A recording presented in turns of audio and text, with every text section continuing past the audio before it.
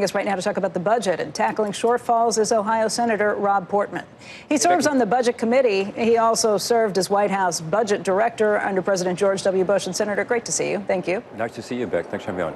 All right, let's talk a little bit about this. You're somebody who knows budgets inside out. What do you think of the president's latest budget? Well, first, just for a second, on the corporate tax cuts, as you know, the vast majority of the corporate side was made permanent. So when you're looking at the rate, you're looking at the territorial system, which are the two biggest changes. Those are permanent. In other words, they're part of the tax law until changed. Although the point was made about R&D, that's certainly true. But it's so bipartisan, I think that's probably something that can continue to provide economic growth. On the budget, you know, the budget's a blueprint. It's a message document. It does do some cuts on a small part of the budget, which is about 14.5% of the budget, which is the part we appropriate every year outside of defense. So the things like education, environment, things like that. Yeah, that's where some big cuts are coming. So that's sort of the message this year is, as the president said, he's not going to be touching the major entitlement programs, so Social Security and Medicare in particular.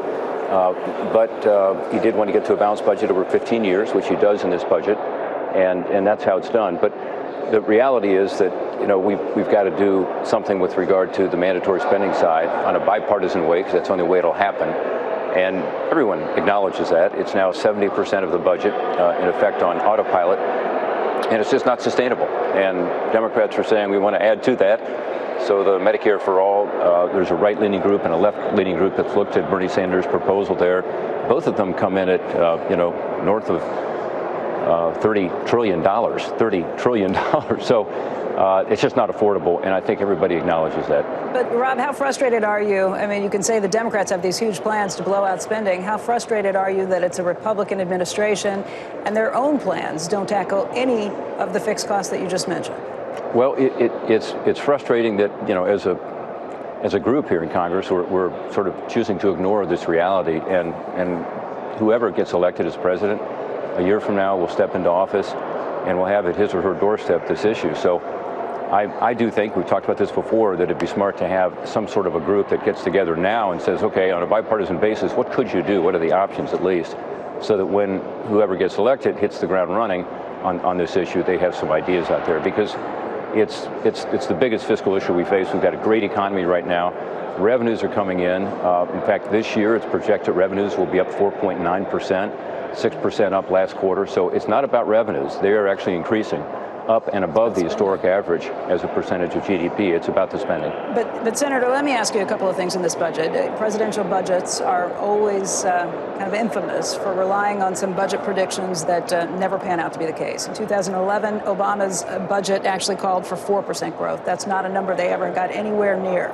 This time around, President Trump's budget is calling for, I believe, 3% growth, which is a little lower than they had been anticipating in the last year's budget.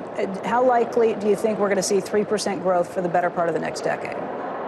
Well, the budget projections are always a little rosy on the economic growth front, but you know, let's also realize that pre-tax cuts and post-tax cuts, everybody's economic growth numbers were way too low. So they are accurate when the administration says that both CBO and other forecasters had been way too low in terms of the budget projections, and in terms of the revenue projections, and in terms of the jobs projections. So, but you're right. It's a little rosy in terms of economic growth. All right. Let me throw one more at you. The idea that our debt costs won't increase, that we're not going to see higher rates over the next, I don't know, 10, 15, 20 years on some of these issues.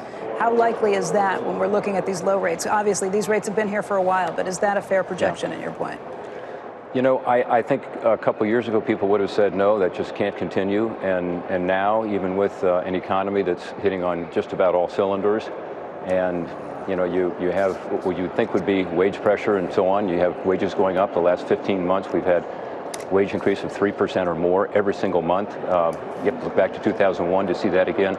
So it hasn't affected rates. So my sense is that there's some new economic thinking out there, which is when you look around the globe and you look at the United States, rates are staying low, regardless of growth rates.